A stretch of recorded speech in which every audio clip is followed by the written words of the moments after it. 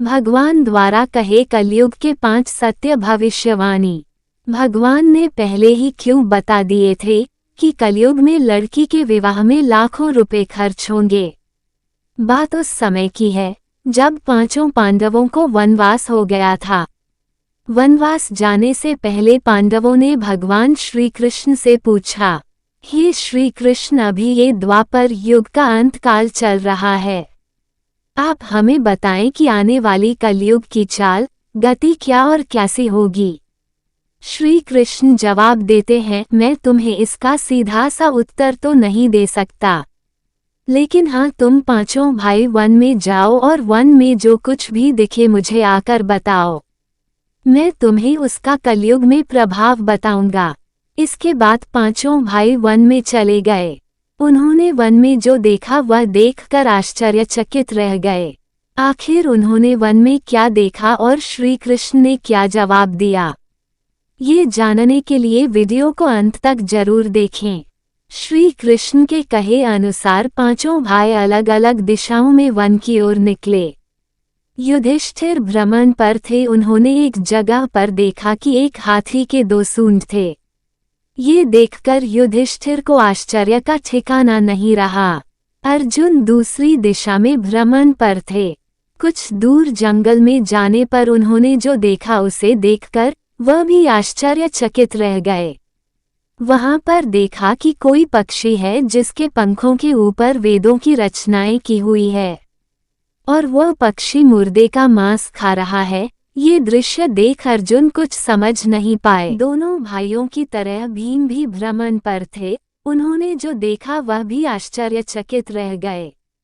उन्होंने देखा कि गाय ने एक बछड़े को जन्म दिया, लेकिन जन्म के बाद में गाय बछड़े को इतना चाट रही है कि उसका बछड़ा लहूलुहान हो गया है। सहदेव भी भ्रमण पर थे, तो उन्होंने चौथा आश्चर्य देखा। उन्होंने देखा कि 6-7 कुएं हैं जिसमें पानी है और बीच का एक कुआं खाली है।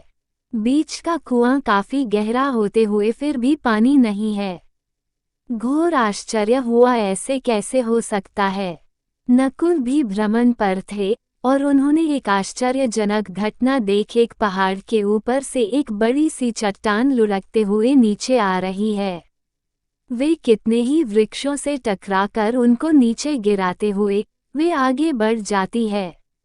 विशालकाय वृक्ष भी उस रोक ना सके। इसके अलावा ये चट्टान कितनी ही अन्य चट्टानों के साथ टकराए फिर भी वह उसे रोक नहीं सके। अंत में वह एक अत्यंत छोटे पौधे का स्पर्श होते ही स्थिर हो गई। इसके बाद 5 भाई एकत्रित हुए और शाम को भगवान श्री कृष्ण को अपने अनुभव सुनाए। सबसे पहले युधिष्ठिर ने कहा, मैंने तो पहली बार 2 सूंड वाला हाथी देखा। यह मेरे लिए तो बहुत ही आश्चर्यजनक था। भगवान श्री कृष्ण कहते हैं, धर्मराज अब तुम सुनो, कलयुग में ऐसे लोगों का राज्य होगा जो दोनों ओर से शोषण करेंगे, बोलेंगे कुछ और करेंगे कुछ और मन में कुछ और होगा और कर्म कुछ और। ऐसे ही लोगों का कलयुग में राज होगा। तुम कलयुग आने से पहले तक राज्य कर लो। युधिष्ठिर के बाद अर्जुन ने कहा, मैंने जो देखा है वह तो कहीं ज्यादा आश्चर्यजनक था। मैंने देखा कि एक पक्षी के पंखों पर वेदों की रचनाएं लिखी हुई है, पर वह पक्षी मुर्दे का मांस खा रहा है। श्री कृष्ण कहते हैं, कलयुग में ऐसे लोग रहेंगे जो बड़े ज्ञानी कहलाएंगे, विज्ञान की चर्चा करेंगे, लेकिन उनके आचरण राक्षसी होंगे। वह बड़े पंडित और विद्वान कहलाएंगे, किंतु ये देखते रहेंगे कि कौन सा मनुष्य कब मरे और हमारे नाम से संपत्ति कर जाए। हे अर्जुन, संस्था के व्यक्ति विचार करेंगे कौन सा मनुष्य मरे और संस्था हमारे नाम पर हो जाए। हर जाति धर्म पर प्रमुख पदों पर बैठे विचार करेंगे कि कब किसका श्राद्ध हो और कौन कब किस पद से हटे और हम उस पर चढ़ जाए। चाहे कितने भी बड़े लोग हो, परंतु उनकी दृष्टि धन और पद के ऊपर ही रहेगी। ऐसे लोगों की ही बहुतायत होगी। अर्जुन के बाद भीम ने अपना अनुभव सुनाया। भीम ने कहा कि गाय अपने बछड़े को इतना चाटती है कि बछड़ा लहूलुहान हो जाता है। श्री कृष्ण कहते हैं, कलयुग का मनुष्य शिशुपाल हो जाएगा। कलयुग में माँओं की बच्चों के लिए ममता इतनी बढ़ जाएगी, उन्हें अपने विकास का अवसर ही नहीं मिलेगा। मोह माया में ही घर बर्बाद हो जाएगा। किसी का बेटा घर छोड़कर साधु बनेगा तो हजारों व्यक्ति दर्शन करेंगे।